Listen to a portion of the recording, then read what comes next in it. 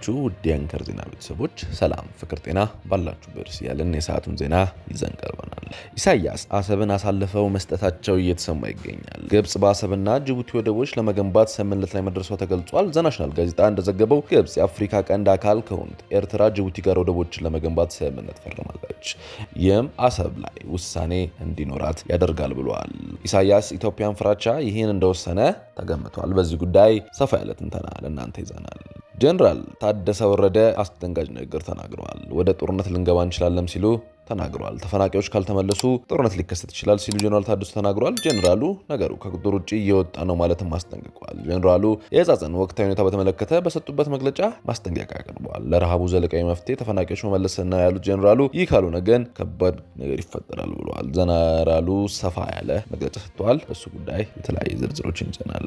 መንግስት ለሕጻጽ ተፈናቃዮች ሰብአዊ አቅርቦት አላቀረበም መባባሉን አስተባብሏል። በትግራይ ክልል ሰሜን ምዕራብ ዞን አሰገደ ወረዳ ህዝባዊ መጠለያ የሚገኙ ተፈናቃዮች ሰብአዊ ድጋፍ አቅርቦት በተመለከተ የተሰጠው መግለጫ መንግስት በጊዜያዊ መጠለያ ጣቢያ የሚገኙ ዜጎች በቅድሚያ ትኩረት በማድረግ የምግብ ሰብአዊ ድጋፍ እያቀረበም ይገኛል። ሆኖም በተለያዩ ማህበራዊ ሚዲያዎች በህጻጽ ጊዜያዊ መጠለያ ጣቢያ የሚገኙ ዜጎቻችን የሰብአዊ ድጋፍ እንዳልደረሳቸው የሚገልጽና የተሳሳተ የመጠለያ ጣቢያ አጠቃላይ ሁኔታ የማይገልጽ ዘገባ ሆኖ አግኝቷል። ሰብአዊ ድጋፍ በሚመለከት በመደበኛነት ዓመቱን በሙሉ ድጋፍ ከሚደረግባቸው ምግብ ስርጭት ሳይቆራረጥ እየተከናወነ ብሏል።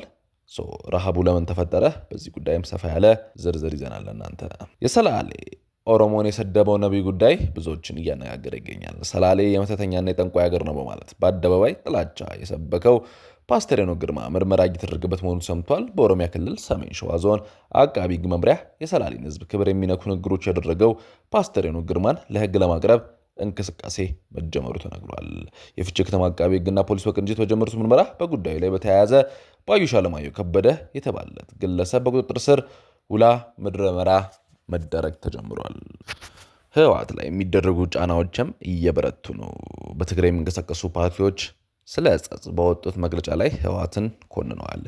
ህወሓት ጨምሮ ትግራይ ውስጥ የሚንቀሳቀሱ 6 ፖለቲካ ፓርቲዎች በሕጸጽ በተከሰተው ረሃብ አደጋ የተመለከተ መግለጫ አውጥተዋል። ፓርቲዎቹ ህወሓት፣ ስምረት፣ ሳልሳይ ወያነ፣ ብሔራዊ አይቶ፣ አብይ ትግራይ፣ ወደብ፣ ነጻነት ትግራይ፣ ሹም ተንቤን ናቸው። ስምረት ፓርቲ እንዳለውም የድርጅት ድህነት ከህዝብ ድህነት ይቅደም በሚል አቋም ያለው ኋላ ቀር ቡድኑ ጀሌዎች ከማንኛውም ጊዜ በላይ በመሬት ወርቅ ስርቆት ኪሳቸውን የሚደልሉበት ወቅት በምግብና መድኃኒት እጦት ለተፈናቃዮች መሞታቸው አንገታችን እንደደፋ አድርጎናል። ተፈናቃዮቹ ስቃይ ከሚዲያ ተሰውሮ ዓለም እንዳይታይ እንዳይሰማ ያደረገው ኋላ ቀር ቡድኑ እናሽኮረኗቸው ሲል ህወሓትን በደም ሲተች ተደምጧል። የተለያዩ ቡድኖችን አስተያየት ሰብሰብ አድርገን ለእናንተ ይዘን ቀርበናል። የተወደዳችሁ የአንከር ዜና ቤተሰቦች መረጃውን እየሰማችሁ አብራችሁን ስላላችሁ እናመሰግናለን። መረጃውን እየሰማችሁ ባላችሁበት ሁኔታም ላይክ፣ ሼር ማድረጋችሁ እንዳትረሱ። ለቻናላችን እንግዳ ከሆናችሁ ሰብስክራይብ አድርጋችሁ ከአንከር ዜና እንድትወዳጁ ጋብዘናል። አሁን በዝርዝር ወደ ያዝናቸው ዜናዎች እንገባለን። ኢሳያስ አሰብን አሳልፈው መስጠታቸው ተነግሯል። ግብጽ በአሰብና ጅቡቲ ወደቦችን ለመገንባት ስምምነት ላይ መድረሷ ተገልጿል። ዘናሽናል ጋዜጣ እንደዘገበው ግብጽ በአፍሪካ ቀንድ አካል ከሆኑት ጅቡቲ፣ ኤርትራ ጋር ወደቦችን ለመገንባት ስምምነትን ፈጽማለች። እንደ ዘገባው ይህ ስምምነት ግብጽ በአባይ ወንዝ ጉዳይ በገባችበት ውዝግብ በኢትዮጵያ ላይ እያካሄደች ያለው ጫና አንዱ አካል ነው።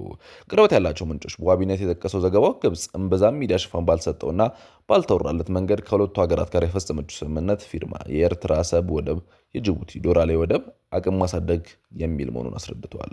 ሁለቱም ወደቦች በቀይ ባህር ደቡባዊ ክፍል በባለ መንደብ ሰርጥ አቅራቢያ የሚገኙ መሆናቸውን የጠቀሰው ዘገባው ጅቡቲና ኤርትራ የኢትዮጵያን ጎረቤታዎች ከመሆኑም በላይ ኢትዮጵያ ሸቀጦችን የምታስገባው በዱራሌ ወደብ መሆኑን አውስተዋል። ዘገባው ሲቀጥለም ግብጽ በቀይ ባህር ላይ ከ2000 ኪሎ ሜትር በላይ ጠረፍ ያላትና ቀይ ባህርን የሜዲተራኒያን የሚያገናኘው ስዊስ ካናል የተቆጠረች ሀገር ናት ካለት በኋላ በተደጋጋሚ እንደ ኢትዮጵያ ያሉ የባህር በር የሌላቸው ሀገራት ወደ ቀይ ባህር ለመድረስ የሚያደርጉት ጥረት ስትቃወም መቆየቱ አስረድተዋል።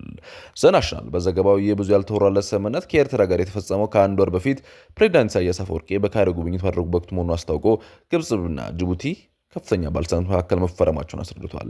እነዚህ ስምምነቶች ከሁለቱ ሀገራት ጋር ጠንካራ ወታደራዊና ፖለቲካዊ ግንኙነት የመሰረተችው ግብጽ በወደቦች ወታደራዊ እንቅስቃሴ እንዳታደርግ የሚያስችላት እንደሆነም ገልጿል። የዘገባው ምንጭ ሲናገሩም ይህ ስምምነት በሁለቱ ወደቦች ላይ እያደረግን ያለነው ወታደራዊ እንቅስቃሴ ህጋዊ መሰረት እንዲኖረው ያስችላል ማለት ከጋዜጣው ላይ ተመልክተናል። ፋኖ ክደናል፣ ህዝቡ ካልታገለው ሰላም አይመጣም ሲሉ ጄኔራሉ ተናግረዋል። የአገር መከላከያ ሰራዊት ለህዝብ ሰላም የቆመ የሀገር ክብር ነው፣ ጽንፈኛ ግን በሀገር መከታው ላይ ክህደቱን ፈጽማ የመኖር መብት እንዳይኖራቸው ያደረገች ምላስ የሚቆርጥ ምናምን በሚል ሰፋ ያለ ንግግር አድርገዋል። ጄኔራሉ ብርጋዴር ጄኔራል አዲሱ መሐመድ በመራዊ በተደረገ ህዝባዊ ስብሰባ ላይ ሰፋ ያለ ንግግርም ሲያደርጉ ሰምተዋል። ጄኔራል ታደሰ ተፈናቃዮች ካልተመለሱ ከፍ ያለ ችግሮች ሊከሰቱ ይችላሉ ሲሉ አስጠንቅቀዋል። ጄኔራሉ ነገሩ ከቁጥጥር ውጭ እየወጣ ነው ማለትም ያላቸውን ፍራቻ አስረድተዋል። ጄኔራሉ የህፃናትን ወቅታዊ ሁኔታ በተመለከተ መግለጫ በሰጡበት ወቅት ይህን ማስጠንቀቂያ ያቀረቡት ለረሃብ ዘላቂያዊ መፍትሄ ተፈናቃዮች መመለስ ነው ያለው ጄኔራሉ ይህ ካልሆነ ግን ከባድ ነገር ሊፈጠር ይችላል በማለት በተፈናቃዮች ምክንያት ችግሮች ሊፈጠሩ እንደሚችሉ ፍንጭ ሰጥተዋል። ነገሮች በዚህ ከቀጠሉ ከቁጥጥር ውጭ ይሆናል ሲልም የቀጠሉም ሲሆን በዚህ ዓመት የግድ ተፈናቃዮች ወደ ቀያቸው መመለስ አለባቸው ብለዋል። ይህ ካልሆነ ግን ሌላ እርምጃ እንወስዳለን ብለዋል። ፕሬዚዳንቱ በሰጡት ማብራሪያ የህፃናትን ጨምሮ በትግራይ ውስጥ ካሉ 146 ተፈናቃዮች መጠለያ ጣቢያዎች የሚገኙ ተፈናቃዮች በከፍተኛ ችግር ላይ እንደሚገኙ ገልጸው ከረድኤት ድርጅቶች የሚሰጠው የእርዳታ በየወሩ 11.1 ኪሎ ግራም መሆኑን የጠቀሱት ፕሬዚዳንቱ ለተፈናቃዮች ለወፍጮ፣ ለልብስ፣ ለጨው እና ሌሎች ወጪዎች የሚሸፍኑት ከዚህ የሚሰጣቸው ወራዊ የእህል ድርሻ በመሆኑ ለከፍተኛ ማህበራዊ ችግር መጋለጣቸውን ተናግረዋል። የህፃናት መጠለያ ጣቢያ የደረሰው የረሃብ አደጋ በማስተጋባት ዓለም አቀፍ ማህበረሰብ እንዲያውቅና አጀንዳ እንዲሆን ላደረጉ የማህበራዊ ሚዲያ አንቂዎች ምስጋናቸውን ያቀረቡት ጄኔራል ታደሰ ጊዜያዊ አስተዳደሩ ካቢኔ ይህንን አደጋ በቀጥታ የሚከታተል ፕሬዚዳንት የሚመራው ቡድን አዋቅሮ ወደ ስራ መግባቱን አስታውቋል። የትግራይ ጦርነት በፊትም በኋላ 1.1 ሚሊዮን ተፈናቃይ ህዝብ መኖሩን ያብራሩ ፕሬዚዳንቱ ከዚህ ውስጥ 891 ሺህ የሚሆኑት በትግራይ ውስጥ የሚገኙ ሲሆን ምዕራብ ትግራይን ሳይጨምር በመላው ትግራይ ደግሞ 146 መጠለያ ካምፖች ውስጥ እንደሚገኙ ገልጸዋል።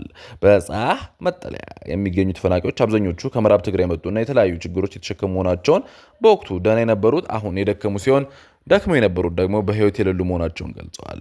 አሁን በጎላ ሁኔታ የወጣው ችግር ቀደም ብሎ የሚታወቅና እንደነበርና መንግስትም ችግሩን ለመፍታት ሲሞክር መቆየቱን ነገር ግን የተደረገው ጥረት በቂ እንዳልነበር ፕሬዚዳንት ታደሰ ወረደ አብራርተዋል። በተፈናቃዮች ላይ በተደረገም ያለው ጥረት አስቸኳይ የህይወት አድን ተግባር እንጂ ዘላቂያዊ መፍትሄ አለመሆኑን የገለጹ ፕሬዚዳንቱ ዘላቂ መፍትሄ ሊሆን የሚችለው ተፈናቃዮች ወደ ቀያቸው ተመልሰው ስራቸውን ራሳቸውንም እንዲችሉ ሲደረግ ብቻ ነው ብለዋል። ተደጋጋሚ ችግሮችም በምንጩ በማድረግ መስራት የሚያስፈልግና የችግሩ መነሻ ለይቶ ማወቅ ወሳኝ ነው ሲል ሌተናል ጄኔራል ታደሰ ጠቁመዋል። ፕሬዚዳንቱ መግለጫቸውም ለተፈናቃዮች ህይወት የተጠበቀ ያለው ከመንግስታዊ ካልሆኑ ከሌሎች የረድኤት ድርጅቶች ከሚገኝ እርዳታ ብቻ ሳይሆን በአካባቢው ያለው ህዝብም ከሚያደርግ የመረዳት ባህል መሆኑን ገልጸው ይህ የትግራይ ህዝብ የመረዳት ባህልም ከፍተኛ መሆኑን ያሳያል ብለዋል። የትግራይ ህዝብ አሁን ባለው አቅም የመገንባት የሰራ ደሞዝ መክፈል እንኳን እየተቸገረ በመሆኑ ተፈናቃዮችም ሆኖ በችግር ላይ ያለውን ማህበረሰብ ለመረዳት የተቀናጀ ገቢ ማሰባሰብ ስራ እንደሚጀምርም ገልጸዋል። ጊዜያዊ አስተዳደሩ ዋና እቅድ ተፈናቃዮች ደህንነቱን በጠበቀ ሁኔታ ወደ ቀያቸው መመለስና ችግራቸው በዘላቂነት መፍታት መሆኑን የገለጹት ጄኔራል ታደሰ ይህንን ተግባራዊ በማድረግ ፌዴራል መንግስት መላው ኢትዮጵያን ህዝቦች እንዲሁም የአደራዳሪ ተቋማት ቁርጠኝነት እንዲያቀርቡ ጥሪ አቅርበዋል። በጸለምቴ አካባቢ የተደረጉ ተፈናቃዮች የመመለስ ሂደት ላይ የታዩ ችግሮች በምዕራብ ትግራይ ተፈናቃዮች ላይ እንዳይደገሙ መስራት እንደሚያስፈልግ ገልጸው የሚደረጉ እርዳታዎች ቀደም ሲል እንደነበሩ ከአደጋ ስጋት ዝግጁነት ኮሚሽን በኩል እንደሚሆን ጠቁመዋል። በጤና ረገድ ደግሞ ህዝቡ የጤና መድን ተጠቃሚ በማድረግ ዓመታዊ ክፍያ እንዲፈጽምና ነጻ ሕክምና አገልግሎት እንዲያገኝ ማድረግ እንደሚያስፈልግም ነግዘዋል። ጄኔራል ታደሰ ወረዳ ያጋጠመውን አደጋ በመመከት ሁሉ ወገን እንዲረባረብ ጥሪ አቅርበዋል።